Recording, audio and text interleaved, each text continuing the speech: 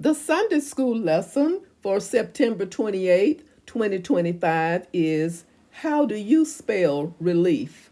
Isaiah chapter 53, verses 1 through 7. Welcome, viewers and subscribers, to my channel, The Backstory and More. I am Audrey. If you are new here and you are interested in knowing what happens before each Sunday school lesson, you are at the right place because I will share the backstory, read the lesson text, and offer a brief lesson summary. The backstory. Isaiah 53 is part of what scholars call the servant songs in Isaiah chapters 42 through 53, which contain four major prophetic passages describing God's special servant. The passage sits within the larger context of Isaiah's messages of both judgment and hope. Chapters 1 through 39 primarily contain messages of judgment, while chapters 40 through 66 focus more on comfort and restoration. This specific passage appears in 2nd Isaiah, written during the Babylonian exile period. This context helps explain why the message was so radical.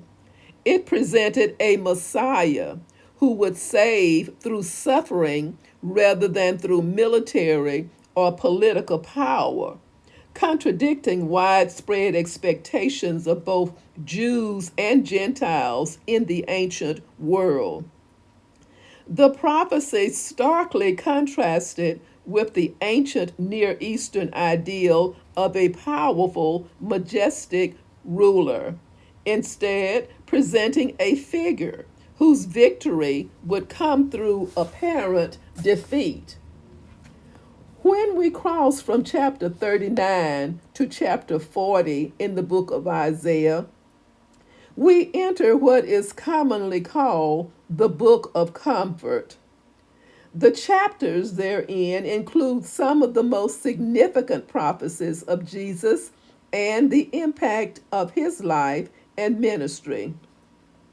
This section begins with the word of comfort to God's people and assures Jerusalem that her sin has been paid for and that she has received from the Lord's hand double for all her sins.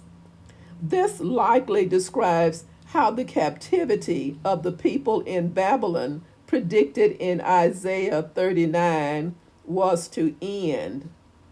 There was, however, another more serious and oppressive captivity affecting God's people: the captivity of sin. This captivity was the primary cause for the heartbreak of exile experienced by both the northern kingdom of Israel to Assyria in 722 BC and the southern kingdom of Judah to Babylon in 586 BC. The backstory ends here, and today's lesson begins with the next slide. Verses 1 through 2. Who has believed our message, and to whom has the arm of the Lord been revealed? He grew up before him like a tender shoot, and like a root out of dry ground. He had no beauty or majesty to attract us to him, nothing in his appearance that we should desire him. Verses 3 through 4. He was despised and rejected by mankind, a man of suffering and familiar with pain.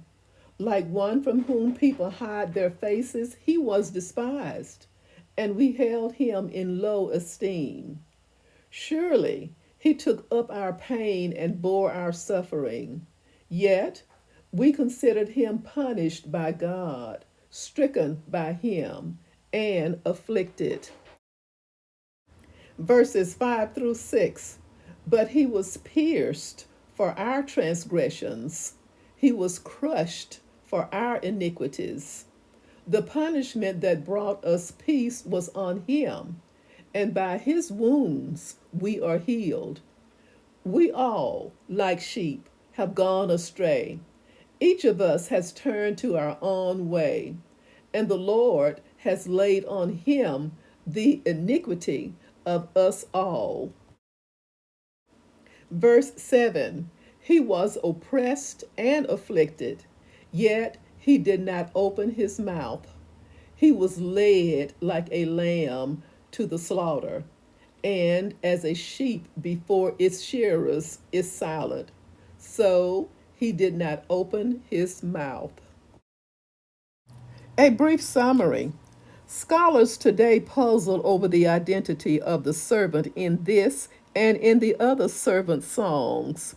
It is likely that the servant described in this passage is either one, solely the Messiah, Jesus, or two, both Israel and the Messiah.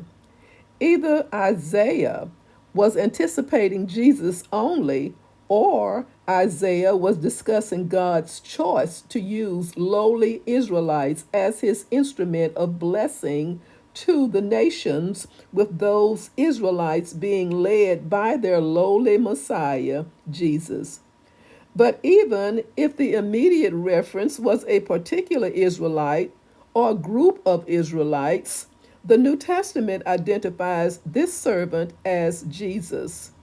The stunning reality of what Jesus accomplished on the cross is made plain in Isaiah 53, verses 4 through 6.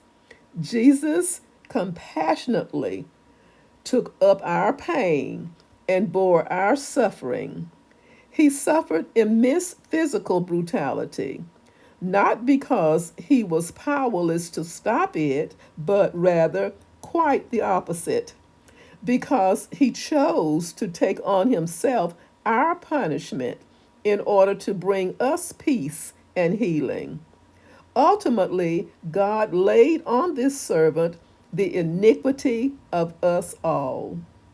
We are not given a full blown theory of atonement in this passage. Romans chapter 3, verses 21 through 26, and Hebrews chapter 7 through chapter 10 explain in greater detail how and why Jesus' death covers all human sin. Yet, in Isaiah 53 and 6, we are clearly told that this was God's idea. Out of love and grace, God took the initiative and made a way for his people to avoid the endless cycle of guilt and punishment. Thank you so very much for listening. And remember, every Sunday at 1 o'clock Central Standard Time, I release a new video for the upcoming Sunday school lesson. Thank you for all that you do to help this channel grow one viewer and one subscriber at a time.